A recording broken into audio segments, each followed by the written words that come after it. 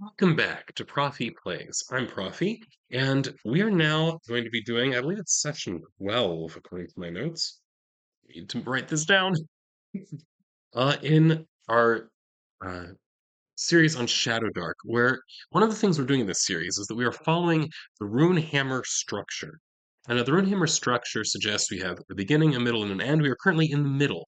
The middle means that we know who the big bad is. We have some vague sense of what they're trying to do. Now, in this case, our sense is extremely vague. We don't actually know what its goal is, except that it is a ghost. So I'm guessing that it's acting largely on instinct here, rather than on any kind of like overarching plan or anything like that. At least that's the way that I'm behaving right now. So in this phase, there's a lot of tit for tat that goes on. So we will make some progress, and then they are going to do something against us, and so on and so forth. Now, um, also, I'm keeping it relatively simple because we're very low level characters. We're all level one. Right. So what happened previously is that we have here, right, one of our original characters was Sariel here, is an elven fighter, right?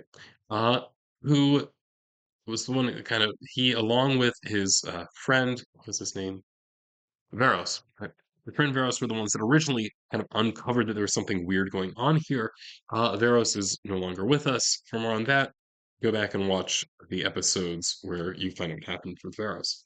Anyway, so he is now trying to acquire a larger group that can go and actually deal with, right, this ghost that's causing the problem. It's the ghost of Laios. Laios was a wizard, a very powerful magic user, and his ghost is still active and apparently is still capable of some forms of magic, has at least shown some kind of control or at least influence over animals, for example.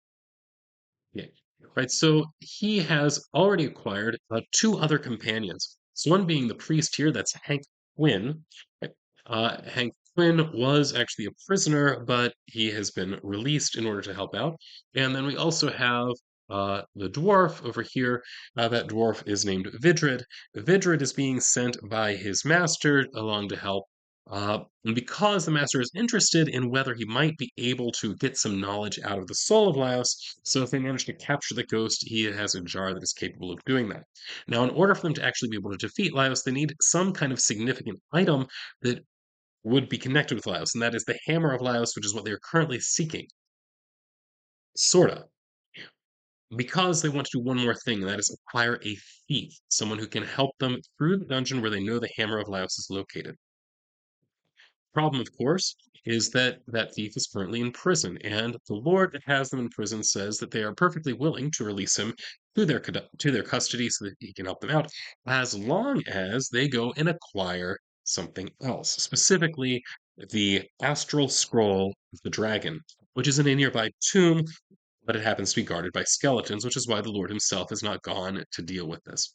Right, so we're going to have some skeletons here they're either going to have to avoid or going to have to defeat, and that is where we are.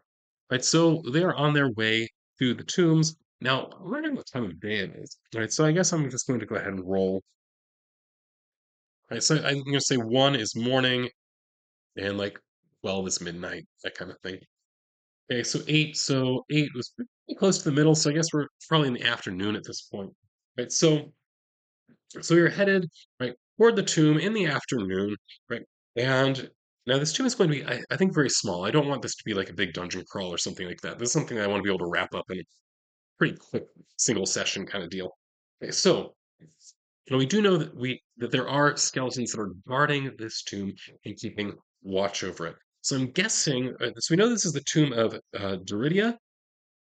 I'm guessing Daridia was probably some kind of magic user or something like that. That would indicate that would be a reason they would have a scroll here. Uh, so that's really all I know, but it makes sense they might possibly have been involved in necromancy in some way, and therefore have skeletons guarding them. Now, I'm going to make the assumption there's not also a ghost here because that would just be too repetitive. So there, that's what I'm saying about that. All right. So let's go ahead and give this a shot. We'll just kind of see what happens as we come up to this tomb. Okay. So the first thing that I want to have us do, so as we approach, we know that there are going to be skeletons here. So I'm curious how many skeletons are going to be here. Given that skeletons are level 2, and we basically have a total of 3 levels between us, uh, I don't want there to be on average more than like 2 skeletons. So I'm going to roll a d4 and find out how many there are. Oh, of course there are 4. Fantastic. Could not have rolled that any worse. All right. So I don't know that I actually have any skeleton tokens, but I do have some zombie tokens. Just gonna look real quick, see if I happen to have anything much more skeletal and less zombie. I think the answer may be no. I had some. Yeah, well. Oh wait, here I think there are some skeletons in this. Yeah, mostly finding zombies, but I did find one skeleton. Well, that's okay. Here we go. There are 4 skeleton and zombie tokens here. I'm just gonna put them here. This is for me to keep track of people, or you know, things that used to be people. All right. So, so as we approach the tombs, we see that there are in fact 4 skeletons around this area. Now, I assume that they're probably going to be like all outside, maybe so, because it's very small. It's a small tomb. So, as I'm imagining this tomb is really kind of, I'm imagining it being kind of in a cave or something. It is carved out of a hillside. Right? After all, what do we know about the topography around here? Oh, it's a forest. Yeah, so we're actually in the forest, but still, forests have hills. I grew up in where there were forests and hills, so yeah, so it's in the side of a hill or that kind of thing. And so it's carved out. I imagine it's probably reasonably well marked, so everybody kind of knows where this is. And there are definitely skeletons around, so very few people would come out here because really, what's the point of messing with this tomb when there are a bunch of skeletons around? Like, well, we know because there's at the very least a scroll, or the astral scroll of the dragon is there, but so that'd be a reason to come. That's why we're here. All right. So the question is, right, uh, I wonder now it makes sense they're actually keeping fairly good watch. So I'm imagining here, thinking about this encounter happening and what kind of distance it's going to be at. Right, so I'm going to pull out my random encounter generator here. Well, this is obviously not a random encounter because we knew it would be here, right? We do not randomly generate this. But I can randomly generate the distance, right? So, and we are in the forest, so it might be that this is something where we don't necessarily see them till we're right on top of them. So it's a near distance. Okay. So near distance indicates that we're probably as soon as we get there, we are within a a bow's range, is what I'm imagining. Now, none of us have bows. Because none of us are good like distance fighters. So we have what have we got? Sariel is one. He carries with him a great sword. He also has the unholy blade of the Archmage, which is actually quite a good sword as far as that goes. Yeah, it's sort of +5, 1d8 +2, +5 includes his own modifiers. That's pretty good. I think we might keep that. Um, and Hank uses a warhammer, and Vidrid he has a staff and a dagger.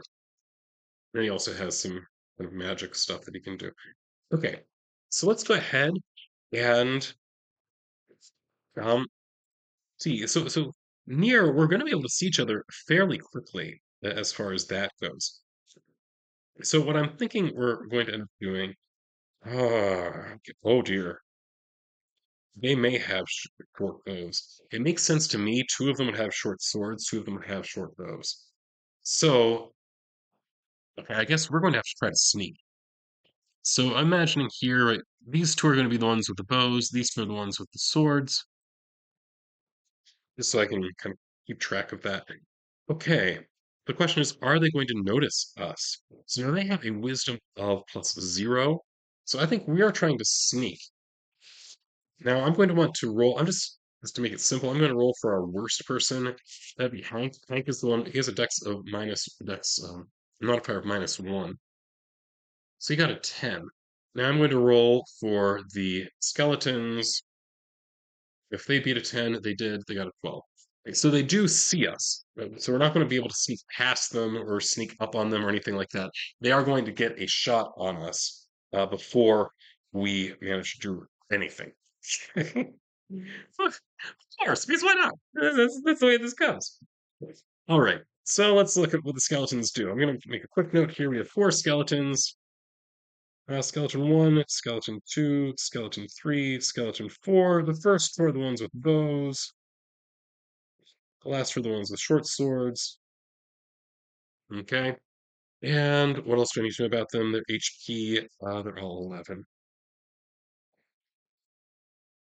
Keep it simple. All right.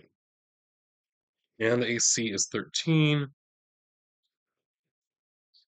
And their attack is at a 1. A +1. Oh, for the short swords, a +0.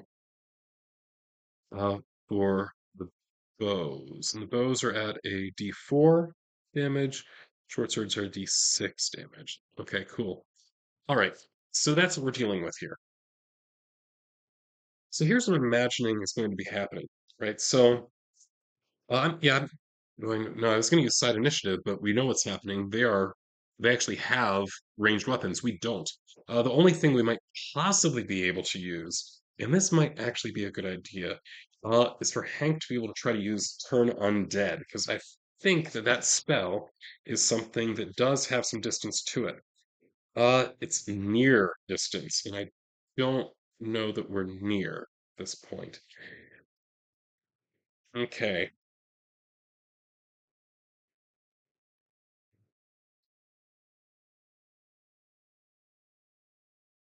Okay.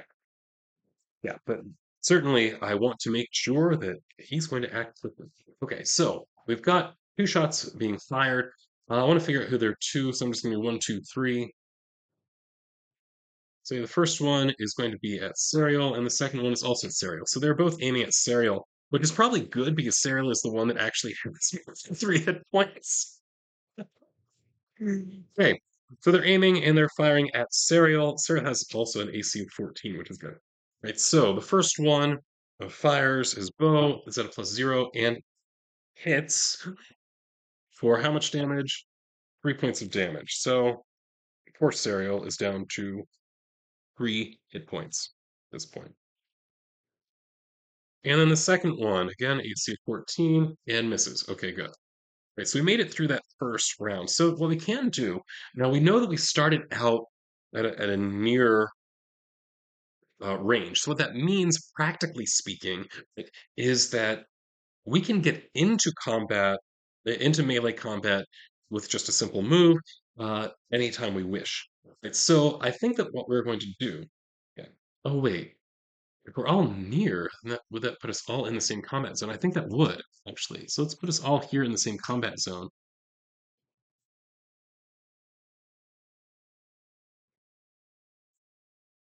Okay. So the first thing I want to do on our side, now that they have had their chance. Oh wait. Okay, no. Now I want to do side initiative. Okay, so white is for heroes, and we get a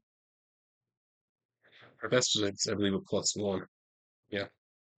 And theirs is whatever it is. What is it? Oh, +0. Okay. So white is for heroes, and the heroes suck.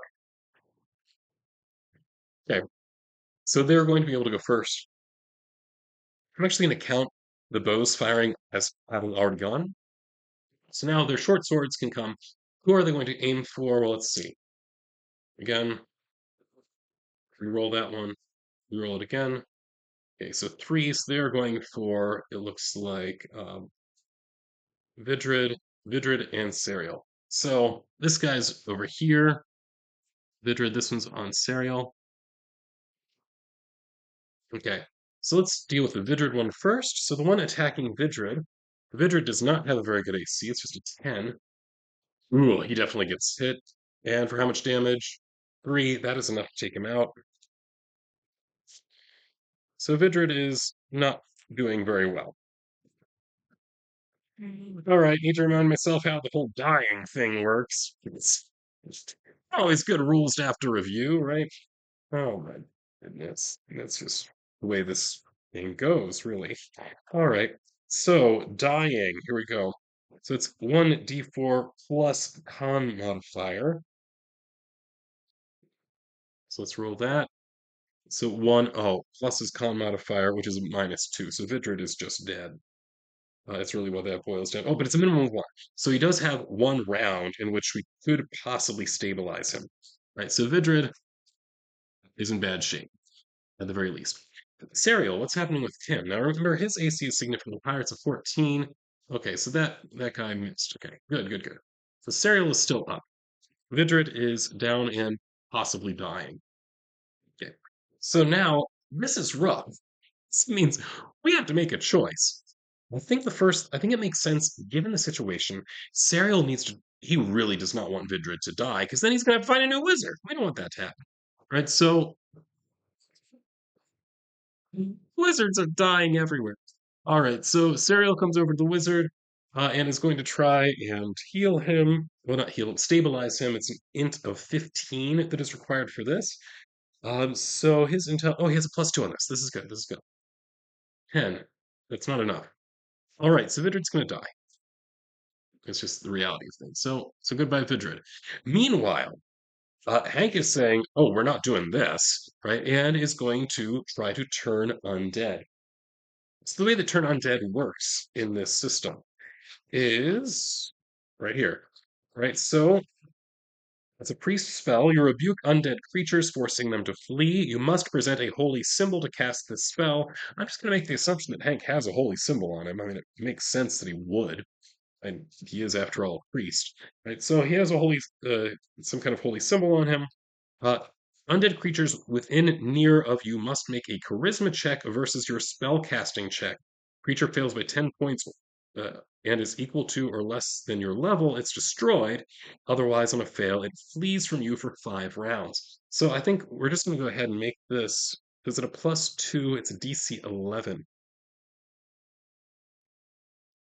8. That's a fail. That's exciting. All right. Well, I mean, it is what it is, I suppose. Right? So that does not work. Okay. So now it's back to the skeletons. It's gonna be so bad. All right. It really is. This is gonna be terrible. Okay. So next thing that happens. I guess we'll just go one at a time. So the ones with the bows, who are they focusing on? I guess I'm just gonna go ahead and roll. You know what? I'm just gonna roll a bunch of d6s. Any odd is Sariel, any even is okay. So 3 odds. I'm just gonna like this. Those are all aiming Sariel. This one's aiming at Hank. Okay, so we'll resolve these one at a time. So this one is a bow against Sariel, and it misses. This one's another bow, and this one is a sword against Sariel, and it hits. I believe. No, no, it's a 13, which is just barely a miss. This one, okay, is definitely a miss. It's a 1, so it's automatic failure. This one, so it's a bow is a +0, and it's a miss. So they all miss. Okay, this is good. This is very good. Now, what are we going to do? Um, I don't think we can reasonably run past them. So one of the problems that I have at the moment is that I'm trying to remember. I think I'm going to have to look it up, honestly, to find out what happens when you just fail a spell as a priest. Because I know that as a wizard, it's one thing, but I'm not sure that it's the same for if you're just a priest. So I'm gonna double check that real quick to see what happens with priest magic if you fail. Um, okay. I know that I have this here somewhere. Okay. So results. If you fail your spell, the spell does not take effect, you can't cast the spell again until you complete a rest. Okay. Yeah, there we go. It's fairly clear. All right, so we're just gonna have to like fight our way through them. It's really what it boils down to. We don't really have much choice as far as that goes. All right, so I guess let's do it. Okay. First thing I think we need to do, because the more dangerous ones are the ones with the swords, so we need to try to get rid of them first. Now, uh, there is also the possibility. Let me check out Shield of Faith, because that is something that we do have here. Range self, duration 5 rounds, effective force. It's a +2 to armor class. That worth losing a round of? Yes, I think it is. Okay, so what I'm going to do is this. Sariel doesn't have much more to do other than fight. So I think that he is going to, in fact, do that thing and fight. All right. So he's going to go ahead and he's going to attack the skeleton that's right here in front of him. He has a +5 on this. He's using the unholy blade of the Archmage to do this. 10 plus 5, 15, that's good enough. And then that does a 1d8 plus 2 damage. Total of 8 damage, which is not enough to kill this one. Um, but it is down to 3 hit points. Okay. Then I'm going to try and cast on myself my Shield of Faith. All right, so we do have Shield of Faith active here, so AC is now 12 for the next 5 rounds. All right, so that's good. Now, what do they do? Let's see what their focuses are. Again, odds on Sariel. Okay, I'm just going to sign these quickly. All right, so the two that are doing melee are now turning to attack Hank, who's like showing some kind of holy magic. The skeletons, I assume, do not like that, so they are going to attack him. Makes sense. All right, so first one rolls for attack. It's a +1. Oh, it's a terrible miss. The second one also a miss. Wonderful. Okay. Now these two they're going to divide. So this one is going to use his short bow to try to attack Hank and does get a hit. It's not good. Okay, and it's a hit for just 1 point of damage. That's not bad. I mean, Hank only has 2 hit points, so he's in bad shape as far as that goes. And Sariel, what about him? He is going to. We're gonna have to run. I mean, this is just not going well. He's being attacked with an 11, and it's 11 plus 0. That is not going to hit his AC. All right, we're making so little progress here. I think we are so outmatched. We need to run away. And this is just not happening. So I think that's what we're going to do. We're going to run away. that's, that's the best we can do at this point. Because we are so outmatched. The fact that two of the three of us managed to survive is honestly a little bit miraculous in itself.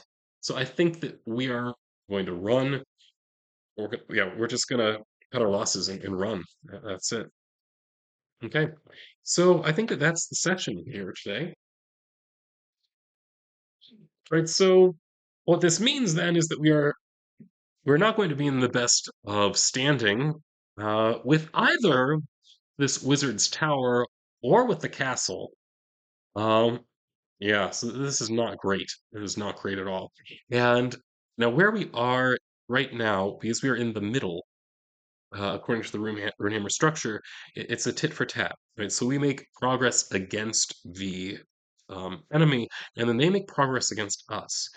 They haven't done anything to us recently, so I think there's a good chance that next time we are going to see they're going to attack us in some way. So we have that to look forward to as well. And with one less PC than we had at the beginning of the session. That's the way it goes. And as for now, this is Prof E, signing off.